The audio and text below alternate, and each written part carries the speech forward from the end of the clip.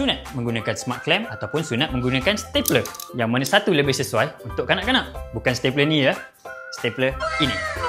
Ini apa yang kita panggil sebagai smart clamp. Smart clamp ni adalah sesuatu barang yang dia berbentuk seperti korong yang diletakkan ke atas kepala penis semasa prosedur sunat. Prosedur dia tak lama, 10 ke 15 minit, dan setelah selesai kita tidak langsung menggunakan apa-apa jahitan dan sangat-sangat sukar untuk ada risiko pendarahan. Smart clamp ini adalah salah satu cara sunat yang dah lama ada di Malaysia berbanding dengan kaedah stapler. Mana ini merupakan salah satu cara sunat moden dan yang terbaru. Dengan menggunakan kaedah stapler, kita dapat melakukan sunat dengan lebih pantas dalam 10 minit saja dan juga kurang risiko berdarah. Dengan satu tekanan saja kita dapat memotong dan juga menjahit sekaligus dan hasilnya lebih kemas dan tidak menggerutu. Kedua-dua kaedah sunat ini mempunyai kadar penyembuhan yang cepat dan risiko pendarahan yang kurang serta kurang menyakitkan. Saya lebih syorkan kaedah stapler kerana bukan sahaja ia cepat sembuh dan juga kurang risiko pendarahan, dan paling penting sekali ia mudah dijaga. Kepada ibu bapa di luar sana, apa lagi? Pilihlah plan kaedah mana yang ingin anda gunakan untuk sunat anak anda. Jangan lupa like, komen dan share.